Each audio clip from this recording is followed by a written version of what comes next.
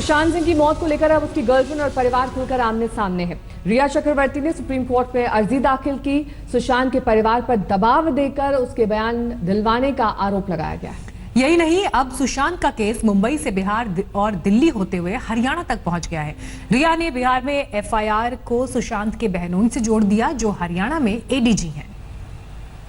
जो सुशांत की जिंदगी थी, जिसे सुशांत दिलो जान से चाहता था, जिसकी अदाओं पर वो फिदा था, जिसके साथ वो जिंदगी गुजारता था, जिसके साथ जिंदगी जीने की कस्में खाता था, अब जिंदगी के बाद वो ही घेरे में है। उसी पर आरोप लग रहे हैं। उसी पर सुशांत को मौत के मुंह में ढकेलने का इल्जाम लग रहा है। सुशांत के पिता ने अपनी एफआईआर में उसी की गर्लफ्रेंड पर सनसनीखेज आरोप लगाए, तो रिया ने सबसे बड़ी अदालत का रुख कर सफाई पर सफाई दी। रिया ने सुशांत को अपने वश में कर लिया था, तो रिया ने सुप्रीम कोर्ट की याचिका में कहा कि वो सुशांत के साथ लिव इन रिलेशनशिप में थी। सुशांत के पिता का आरोप है कि रिया के संपर्क से पहले उन्हें कोई बीमारी नहीं थी। रिया ने सुप्रीम कोर्ट की अर्जी में कहा कि डिप्रेशन में था सुशांत। पिता ने एफआईआर में लिखा कि बेटे के अकाउंट से 15 करोड़ रुपए निकाले गए, तो रिया ने अपनी अर्जी में बताया कि उन पर लगाए गए आरोप झूठे हैं। हर कोई किसी भी कोर्ट का दरवाजा खटखटाने के लिए स्वतंत्र है, लेकिन उस पर गंभीर आरोप है। उस गंभीर आरोप का जवाब वो जहां भी जाएंगी, जिस कोर्ट में जाएंगी, उसका जवाब उनको देना पड़ेगा। और जब उनके पास कोई जवाब नहीं होगा, वो लाजवाब हो जाएंगी, तो फिर उन पर कार्रवाई होगी, उनकी गिरफ्तारी होगी। काहे कि उसके उन पर आरोप जो लगा हुआ, तथ्यों के आधार पर आरोप लगा हुआ, और उसका जवाब उनके पास नहीं होगा, तो वो जाएंगी जेल, और जेल उनको जाना चाहिए। सुप्रीम कोर्ट में दाखिल अर्जी में रिया चक्रवर्ती ने सुशांत के परिवार पर गंभीर इल्जाम जड़े। रिया ने आरोप लगाया कि बिहार पुलिस की एफआईआर के पीछे सुशांत के रिश्तेदार हरियाणा के एडीजी हो सकते हैं। रिया ने कहा कि सुशांत के दोस्तों से मेरे खिलाफ बयान लिए जा रहे हैं। रिया ने सुशांत की बहन मीतू पर आरोप लगाया कि 22 जुलाई को सिद्धार्थ पिधानी को फोन कर खर्च को लेकर सवाल खड़े करने को भी कहा। इससे पहले सुशांत की बहन मीतू सिंह ने बिहार पुलिस को दिए बयान में रिया पर संगीन आरोप लगाए। उन्होंने अपने बयान में कहा, रिया ने सुशांत को पूरी तरह से कंट्रोल में कर लिया था, उसे डरावनी कहानियां सुनाकर घर बदलने पर भी मजबूर किया। तो क्या सुशांत की जिंदगी रिया के हिसाब से चलती थी? वो ही तय करने लगी थी कि वो क्या करेगा, किससे बात करेगा, किससे संबंध रखेगा, कौन सी फिल्म में काम करेगा, किसे नकार देगा। कि जो आदमी 1.5-2 साल पहले इतना मिलनसार था, इतना शेयर करता था मेरे साथ, मैं अब सिर्फ अपनी बात करूंगा, दूसरों का नहीं करूंगा, वो एकाएक इतना लोनर कैसे हो गया, इतना दूर कैसे हट गया। एकदम अजीब सा लगा कि सडनली लगाया गया है कि बहुत ऑफर आते थे, लेकिन रिया चक्रवर्ती उस ऑफरों को स्वीकार करने नहीं देती थी, और ये भी कहती थी कि उसमें मुझे हीरोइन रखो। इस तरह का भी दबाव था, जैसे कि एफआईआर। ये बातें भी बहुत दिनों से हो रही हैं, लेकिन हमारे पास इसका कोई सबूत है नहीं, तो आई मीन ये स्पेकुलेशन के में जाता है। लेकिन हाँ, ये बात तो है कि वो उनका फोन्स लेने लगी थी। मैं भी इसका ये हूँ। हाँ। जांच में बिहार पुलिस की एंट्री के बाद रिया चक्रवर्ती तफ्तीश के घेरे में है। रिया ने सुप्रीम कोर्ट के सारे केस मुंबई ट्रांसफर करने की अपील तो की है, लेकिन कोर्ट के फैसले से पहले बिहार पुलिस एक्शन में आ गई है। बिहार की 2 टीमें मुंबई में हैं। कल बिहार पुलिस ने सुशांत की एक्स गर्लफ्रेंड अंकिता लोखंडे से सवाल जवाब किया। अंकिता काफी वक्त से सुशांत की जिंदगी का हिस्सा रही है। कल बिहार पुलिस ऑटो से अंकिता के घर पहुंची थी, लेकिन गई जैगुआर में सवार होकर। इस तरह बिहार पुलिस BMW पर सुशांत के बैंक अकाउंट के लिए पहुंची। बिहार पुलिस की लग्जरी कारों के कनेक्शन पर अब प्रोटोकॉल को लेकर सवाल उठ रहे हैं। बिहार पुलिस अगर ऑन ऑफिशियल ड्यूटी आई है तो उनको ऑफिशियल व्हीकल इस्तेमाल करना चाहिए। अगर वो उनके पुलिस डिपार्टमेंट की तरफ से आए हैं और इस किसी प्राइवेट, आप जैसे कह रहे हैं कि BMW है, जगुआर है, ऐसी गाड़ियां किसी प्राइवेट पर्सन की रहेगी, उनकी गाड़ियों में अगर वो मुंबई में घूम रहे हैं, तो वो अगर फुटेज हमारे पास आता है तो इसकी तहकीकात उसकी हम लोग जरूर करेंगे। बिहार पुलिस के मुंबई में जाकर जांच से सियासत भी गर्मा गई है। सुशांत के पिता को मुंबई पुलिस पर भरोसा नहीं है और महाराष्ट्र सरकार बिहार पुलिस के रवैये पर सवाल उठा रही है। जो उसके पिताजी ने एफआईआर किया है, वो एफआईआर किया है 40-45 दिन के बाद, जबकि उन्होंने देखा कि कोई कार्रवाई हो ही नहीं रही है। कार्रवाई सिर्फ ऐसे ऊपरी सतही कार्रवाई हो रही है, इससे पूछताछ उससे पूछताछ, लेकिन जो बातें उन्होंने, जो जानकारी उनको मिली, जो बातें उन्होंने एफआईआर में लिखा है, मैंने देखा है, वो बहुत ही गंभीर बात है। हम जरूर ये अपेक्षा करेंगे कि इसको ईगो का इशू नहीं बनाना चाहिए, और अगर उनके पिताजी ने अल्टीमेटली तो वही ना, उन्हीं का बेटा गया है ना, अगर उनके पिताजी ने एफआईआर किया है तो मुंबई पुलिस को, जो भी बिहार पुलिस को डिटेल चाहिए उसमें सहयोग करना चाहिए।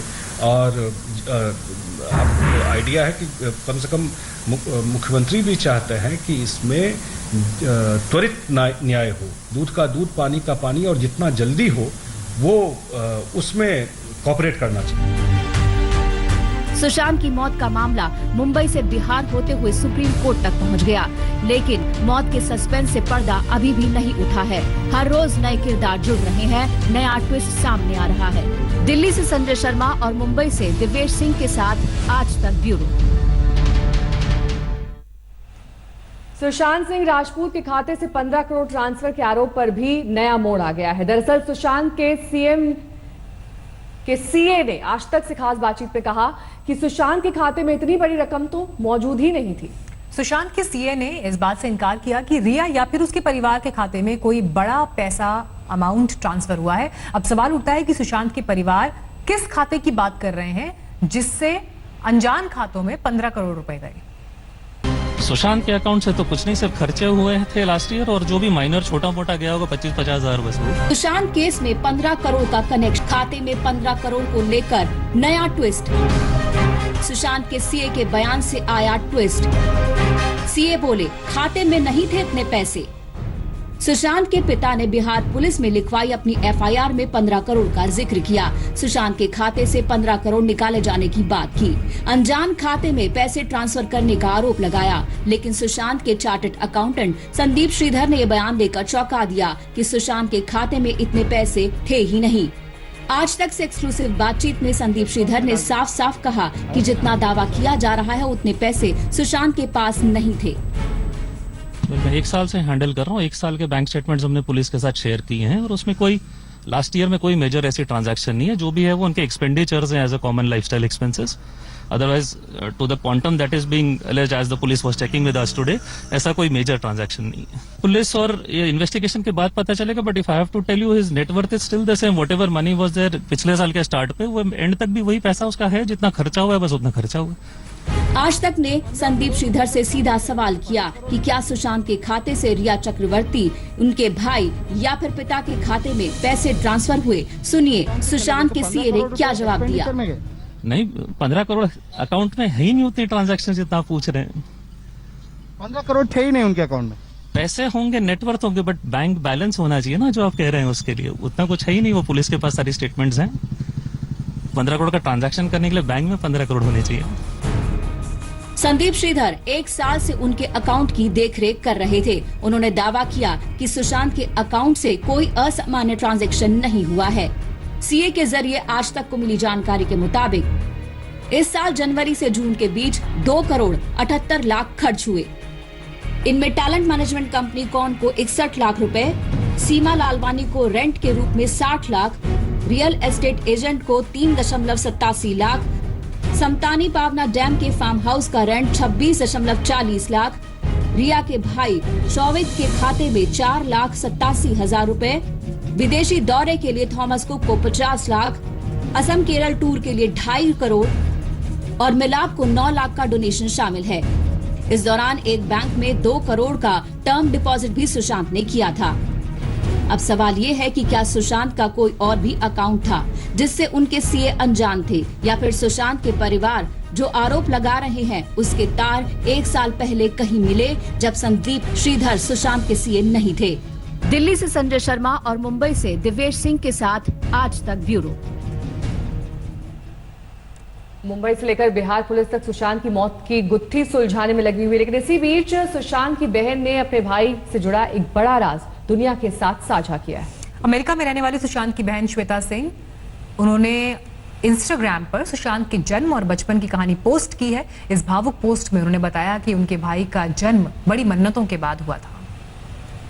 मुझे दर्द के झोंके महसूस हो रहे हैं। जब भी मुझे लगता है कि मैं थोड़ा सहज हो रही हूं तो कोई ना कोई याद मुझे झकझोर देती है और मुझे फिर से तोड़ देती है। एक ऐसी ही याद मैं आप सबके साथ साझा कर रही हूं, क्योंकि कहा जाता है कि आप अपने दुख को जितना बांटते हैं वो उतना कम होता जाता है। मुझे मेरे परिवार वालों ने हमेशा बताया कि मम्मी और पापा एक बेटा चाहते थे। ऐसा इसलिए भी क्योंकि मम्मी की पहली संतान लड़का था, जिसे उन्होंने जन्म के सिर्फ 1.5 साल बाद खो दिया था। मुझे अपने पहले भाई से मिलने का मौका नहीं मिला, लेकिन मम्मी पापा को उम्मीद थी कि दूसरा बेटा आएगा।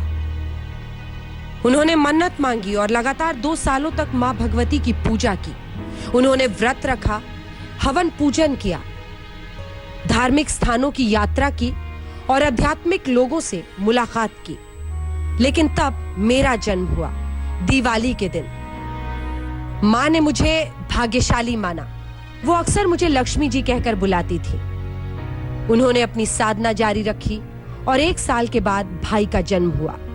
शुरू से वो मनमोहक था। अपनी खूबसूरत मुस्कान, टिमटिमाती आंखों से वो हर किसी का मन मोह लेता था। वो छोटा बच्चा मेरा पिठिया था। क्षेत्रीय हिंदी में पिठिया का मतलब होता है जो आपके तुरंत बाद आया हो। मम्मा को लगता था कि मेरी वजह से परिवार में उस बच्चे का बहुप्रतीक्षित आगमन हुआ है और मैंने पूरी खुशी में ये सम्मान स्वीकार किया था। मैं अपने छोटे भाई का काफी ध्यान रखती थी, क्योंकि मुझे लगता था कि वो मेरी ही वजह से धरती पर आया है।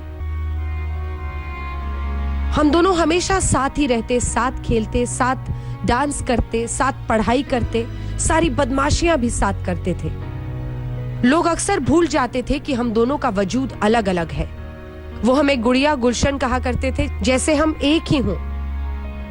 भाई को लोग प्यार से गुलशन बुलाते थे और मुझे गुड़िया।